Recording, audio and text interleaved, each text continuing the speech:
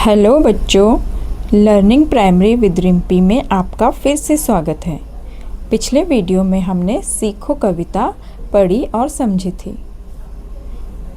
इस वीडियो में हम सीखो कविता पाठ के प्रश्न अभ्यास करेंगे। तो चलिए शुरू करते हैं।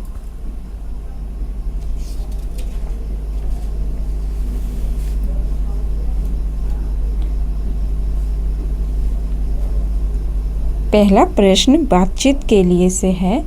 आपको इस चित्र में क्या क्या दिखाई दे रहा है? यहाँ पर एक चित्र दिया गया है जिस चित्र में बहुत सी चीज़ें हैं। वही प्रश्न यहाँ पे पहला प्रश्न है कि हमें इस तस्वीर में क्या दिखाई दे रहा है। अगर हम तस्वीर को ध्यान से देखें तो तस्वीर में हमें पेड़ दिखाई दे रहे हैं, सूरज दिखाई दे रहा है, पहाड़ दिखाई दे रहा है, पक्षी दिखाई दे रहे हैं, नदी दिखाई दे रही है, फूल हैं, पत्थर हैं, पौधे हैं और बादल भी हैं। तो उत्तर होगा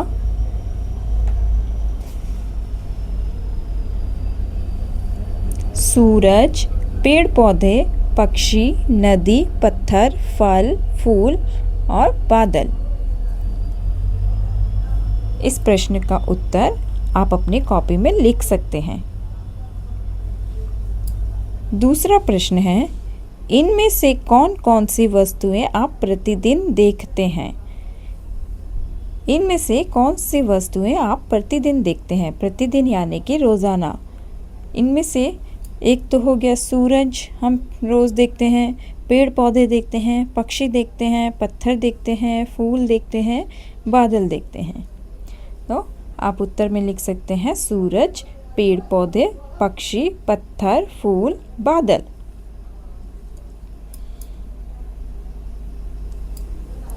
तीसरा प्रश्न है,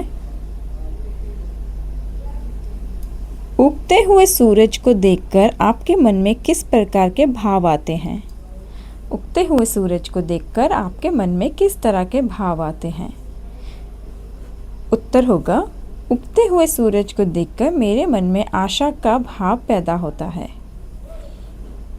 मुझे ये जानकर खुशी होती है कि आज सारा दिन मैं अपना काम बिना रुके कर सकता हूँ।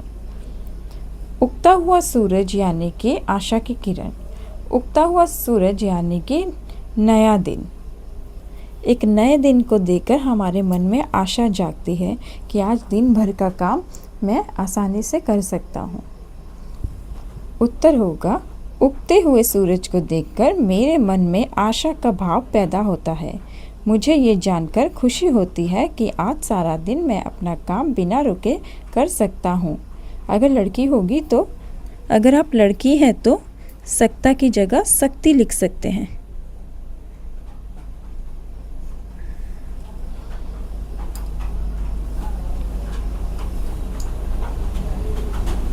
चलिए आगे बढ़ते हैं।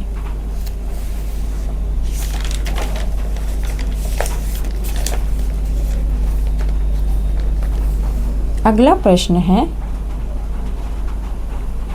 रंग बिरंगे फूलों को देखकर आपको कैसा लगता है? उत्तर है, रंग बिरंगे फूलों को देखकर मेरा मन प्रसन्नता से भर उठता है। प्रसन्नता यानी खुशी। फिर से उत्तर सुनेंगे, रंग बिरंगे फूलों को देखकर मेरा मन प्रसन्नता से भर उठता है।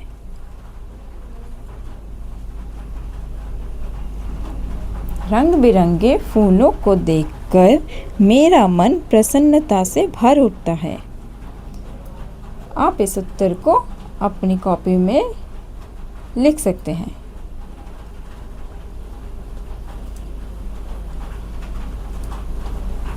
चलिए आगे बढ़ते हैं।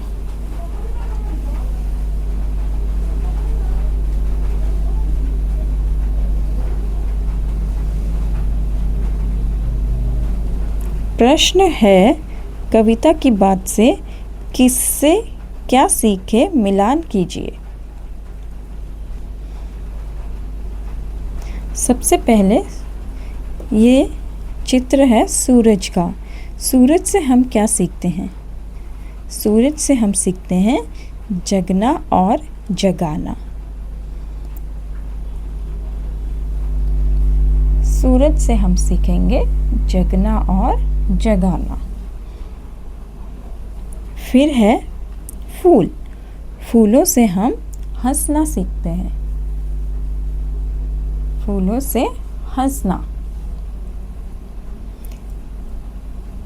दीपक। दीपक से हम क्या सीखते हैं? दीपक से सीखते हैं हम अंधेरा दूर करना।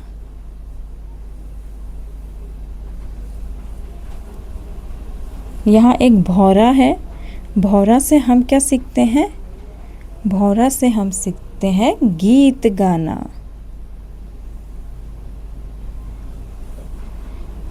फिर है पेड़। पेड़ से हम सीखते हैं शीश झुकाना।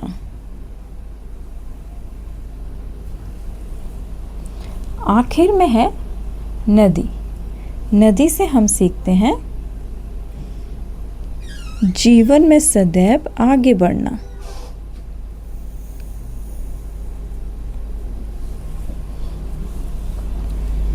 सूरज से हम सीखते हैं जगना और जगाना। फूलों से हंसना। दीपक से अंधेरा दूर करना। भौरा से हम सीखते हैं गीत गाना। पेड़ से सीखते हैं शीश झुकाना। और नदी से सीखते हैं जीवन में सदैव आगे बढ़ना।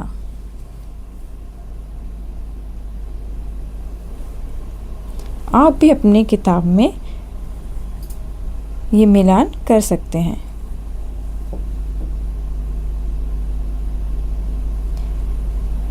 चलिए आगे बढ़ते हैं।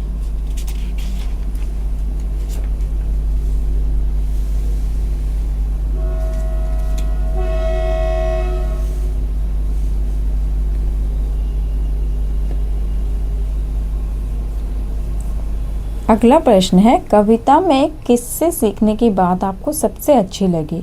उसका चित्र बनाइए और नाम लिखिए। कविता में बहुत सारी चीज़ों से सीखने की बात कही गई है।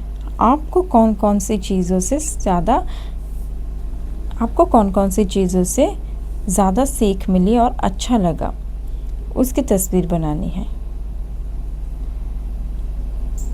अब सूरज की तस्वीर अगर आपको सबसे अच्छा अगर आपको सूरज से सीखना लगा है तो आप सूरज की तस्वीर बना सकते हैं। यहाँ माफ़ करना बच्चों, मेरी ड्राइंग अच्छी नहीं है। आप यहाँ चित्र बनाएंगे और नीचे इस चित्र का नाम लिखेंगे, सूरज। चित्र में रंग भी कीजिएगा। अगर फिर एक और चित्र हमें बनाना है जिससे हमें सीखना ज़्यादा अच्छा लगा। हम फूल बना सकते हैं।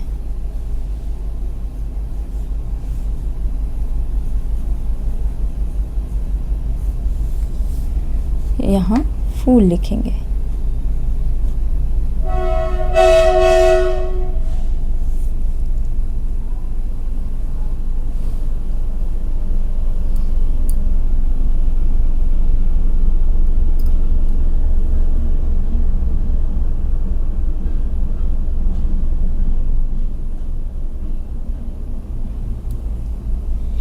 चलिए बच्चों, तीसरा प्रश्न देखते हैं।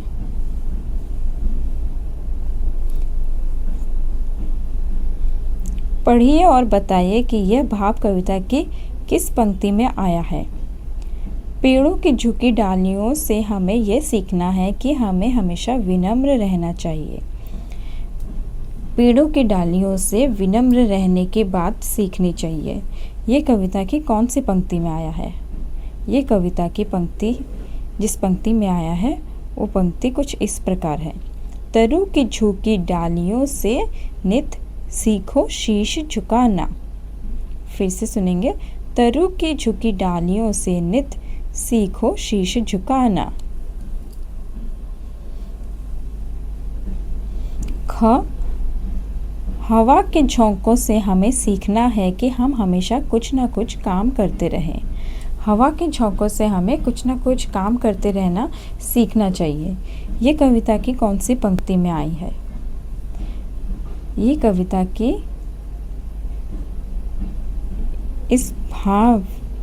ये भाव कविता की जिन पंक्तियों में आई है वो पंक्तियाँ कुछ इस प्रकार हैं। सीख हवा के झोंकों से लो कोमल भाव बहाना।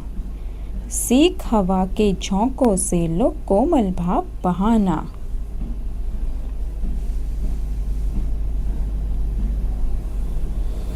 ग, नदी नहर से हमें सीखना है कि जीवन आगे बढ़ने का नाम है और हमें आगे बढ़ते रहना चाहिए। नदी नहर से हमें जीवन में आगे बढ़ते रहने की सीख मिली है। ये भाव कविता की जिन पंक्तियों में आई हैं वो पंक्तियाँ कुछ इस प्रकार है। जलधारा से सीखो आगे जीवन पथ में बढ़ना। जलधारा से सीखो आगे जीवन पथ में बढ़ना।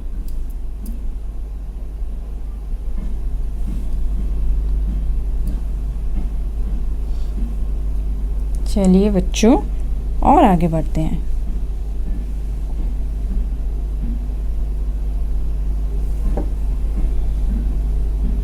अगला प्रश्न है कविता से आगे से,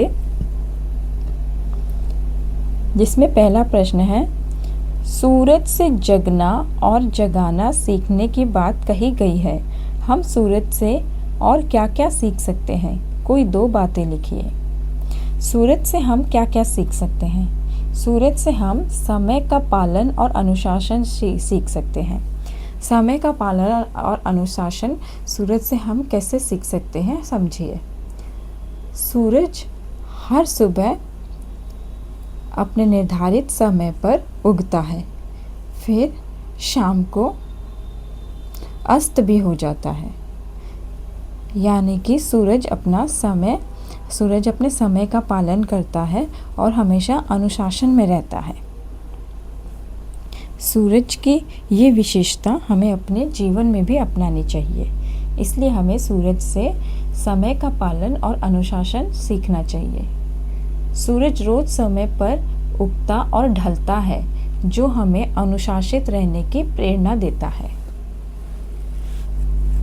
दूसरा, हमें सूरज से आशा की सीख लेनी चाहिए।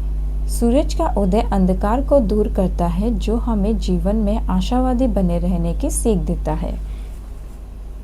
सूरज के उगते ही अंधकार भाग जाता है। एक नई सुबह की शुरुआत होती है, एक नया दिन आरंभ होता है। इसलिए सूरज से हमें सीख लेनी चाहिए आशावादी बने रहने की। ये आप अपनी किताब में या और कॉपी में भी लिख सकते हैं। अगला प्रश्न है लता और पेड़ों से एक दूसरे के साथ प्रेम और सद्भाव की बात सीखने के लिए कहा गया है। इनसे हम और क्या क्या सीख सकते हैं? कोई दो बातें लिखिए। लता और पेड़ों से एक दूसरे के साथ प्रेम और सद्भाव की बात सीखने के लिए कहा गया है। इसके अलावा लता और पेड़ों से हम और क्या सीख सकते हैं? पहला तो हो गया परोपकार। परोपकार यानी कि दूसरों के ऊपर उपकार करना। जिस तरह पेड़ निस्वार्थ भाव से लता को सहारा देता है, उससे हमें भी दूसरों की सहायता करने की सीख मिलती है। जिस तरह पेड़ लता को सहारा देता है बिना किसी स्वार्थ के, उसी प्रकार हमें भी दूसरों की सहायता निस्वार्थ भाव से करनी चाहिए। दूसरा है धैर्य और स्थिरता। हमें जीवन की कठिनाइयों का सामना कर जीवन में आगे बढ़ते रहना चाहिए। हमें लता और पेड़ों से धैर्य और स्थिरता सीखनी चाहिए। जिस तरह लता और पेड़ कई मुश्किलों के बाद भी, मुश्किलें जैसे कि आंधी तूफान, बारिश, घनघोर बारिश के बाद भी पेड़ और लता एक दूसरे से चिपके रहते हैं, उससे हमें धैर्य और स्थिर रहने की सीख मिलती है। हमें जीवन की कठिनाइयों का सामना कर जीवन में आगे बढ़ते रहना चाहिए। लता और पेड़ों से हमें परोपकार और धैर्य और स्थिरता सीखनी चाहिए। जिस तरह पेड़ आंधी तूफान में भी स्थिर रहता है, उसी प्रकार हमें भी अपने जीवन में स्थिर रहना चाहिए, अपना धैर्य नहीं खोना चाहिए।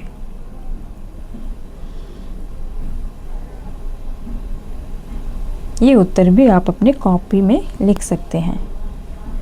तीसरा प्रश्न है, हम सभी में कोई ना कोई विशेषता अवश्य होती है।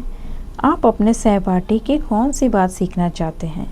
सहपाठी यानी कि आपका दोस्त जो आपकी कक्षा में आपके साथ पढ़ता है।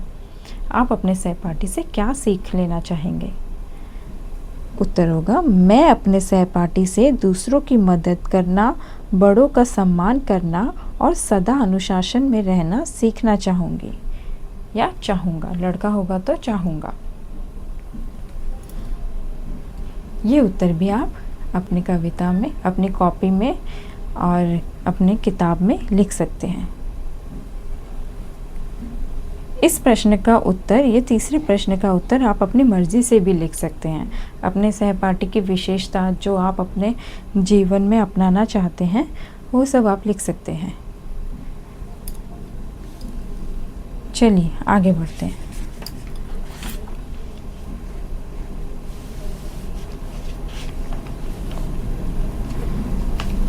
भाषा की बात। कुछ शब्द अर्थ दिए हैं, जैसे कि तरु, तरु यानी कि पेड़, शीश यानी कि सिर, पृथ्वी यानी कि धरती, हरना यानी दूर करना, पथ यानी रास्ता या मार्ग। फिर से पढ़ते हैं। तरु यानी कि पेड़, शीश यानी कि सिर, पृथ्वी यानी कि धरती, हरना यानी कि दूर करना, पथ यानी कि रास्ता या मार्ग। अगला प्रश्न है, ऊपर दी गई सूची को ध्यान से पढ़िए, इनमें से कोई दो शब्द लेकर वाक्य बनाइए। ये ऊपर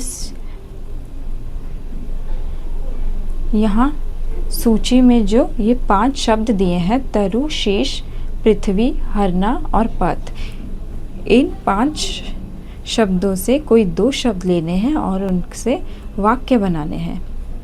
मैंने यहाँ पर तरु और पृथ्वी लिया है। तरु यानी कि पेड़, इसलिए तरु से मैंने वाक्य बनाया है, तरु हमें छाया देते हैं। तरु हमें छाया देते हैं।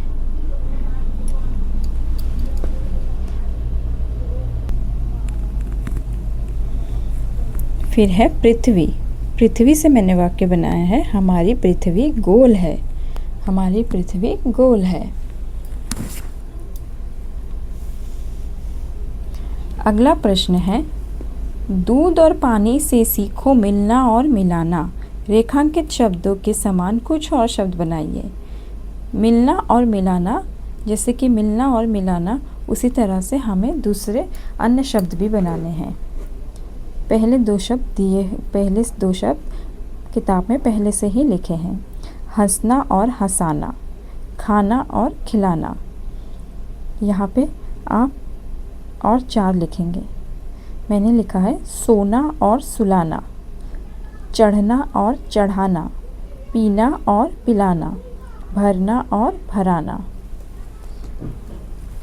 आप अपनी किताब में ये उत्तर लिख सकते हैं।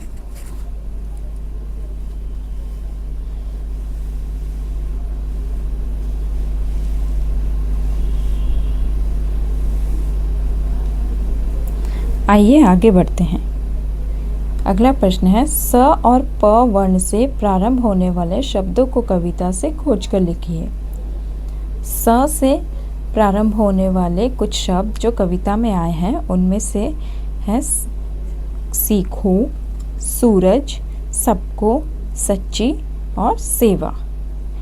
फिर से पढ़ते हैं। सीखो, सूरज, सबको, सच्ची और सेवा। इसी तरह प से प्रारंभ होने वाले शब्द हैं पानी, पेड़ों, पृथ्वी, प्राणी, पथ। पानी, पेड़ों, पृथ्वी, प्राणी, पथ।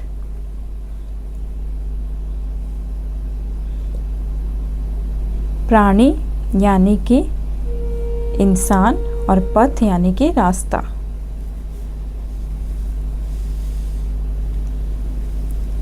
अगला प्रश्न है तालिका अ तथा ब में दिए गए शब्दों को उच्चारण कीजिए और इनमें अंतर पहचानिए।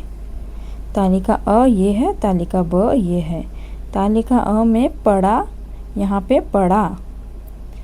दोनों के उच्चारण एक जैसे होने के बाद भी दोनों के अर्थ अलग अलग हैं। ये पड़ा यानी कि कुछ पड़ा यानी कि सामान पड़ा हुआ है, वो वाला पड़ा है। जैसे ये पेंसिल पड़ी है, ये वाला पड़ा। और तालिका ब में जो पड़ा है वो है पढ़ना वाला पड़ा। पढ़ना, किताब, कॉपी, कुछ भी पढ़ना, वो वाला पड़ा है ये, पढ़ना वाला पड़ा। अगला शब्द है बड़ा। यहाँ पे बड़ा, तालिका अ में बड़ा का अर्थ है बड़ा। बड़ा यानी बड़ा, छोटा, छोटा का उल्टा बड़ा, ये वो वाला बड़ा है। और तालिका ब में जो बड़ा है वो है बढ़ना, यानी कि ज़्यादा होना, बढ़ोतरी होना, वो वाला बड़ा है ये। अगला शब्द है अड़ना। अड़ना यानी किसी चीज़ पर अड़ जाना, यानी कि जिद करना, अड़े रहना। तालिका ब में है बढ़ना। बढ़ना यानी कि बढ़ते रहना किसी भी चीज़ में। ये फिर से ये जो पहला वाला शब्द था बड़ा, उसी से रिलेटेड है ये बढ़ना। बढ़ना यानी बढ़ते रहना।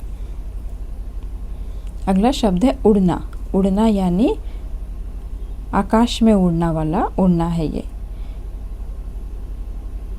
तालिका ब में है पढ़ना। पढ़ना यानी कि पढ़ाई करना। तालिका अ में अगला शब्द है कढ़ाई।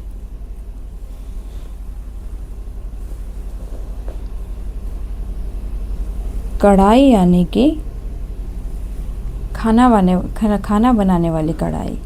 और तालिका ब में जो कढ़ाई है वो है सिलाई कढ़ाई वाली कढ़ाई।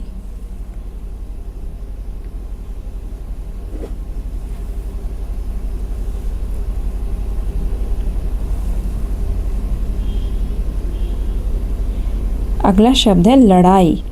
लड़ाई यानी कि लड़ना, किसी से लड़ना, वो वाला लड़ाई है ये। तालिका ब में है चढ़ाई। चढ़ाई यानी कि चढ़ना, किसी चीज़ के ऊपर, पहाड़ पर या ऊंची जगह पर चढ़ना।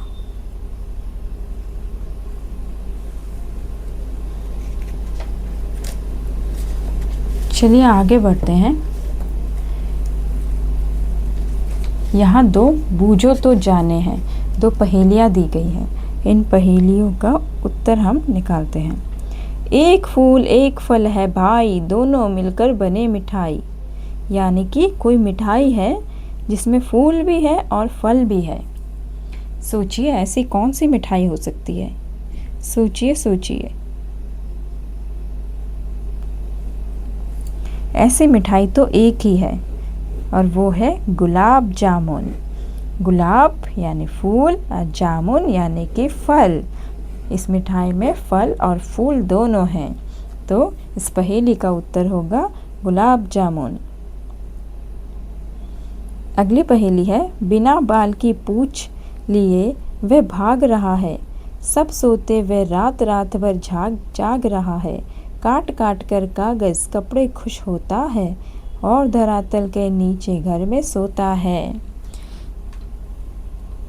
यहाँ जिसकी बात कही गई है उसकी बिना बाल वाली पूंछ है और जब सब सो जाते हैं तब वो रात भर जागता है, कागज़ काटता है, कपड़े काटता है और धरती के नीचे घर बनाकर रहता है। ऐसा तो कागज़ और कपड़ा कुतरने वाला तो एक ही है और वो है चूहा। तो इस पहेली का उत्तर हुआ चूहा। पहली पहेली का उत्तर है गुलाब जामुन। यहाँ मैं गुलाब जामुन लिख देती हूँ। गुलाब जामुन आप भी लिख लीजिए। दूसरी पहेली का उत्तर है चूहा।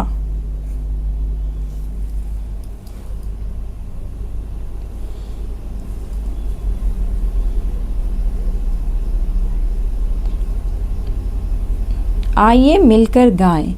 आइए पाठ में पढ़ी गई कविता को हम सब मिलकर गाएं। चलिए कविता को एक बार फिर से गाते हैं। सीखो। फूलों से नित हंसना सीखो, भौरों से नित गाना, तरों की झोंकी डालियों से नित सीखो शीश झुकाना।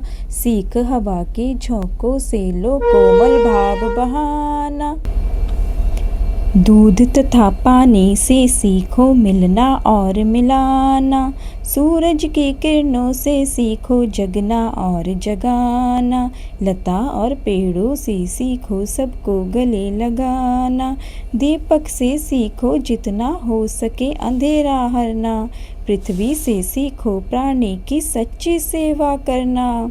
जलधारा से सीखो आगे जीवन पथ में बढ़ना। और धुएं से सीखो हरदम ऊंचे ही पर चढ़ना।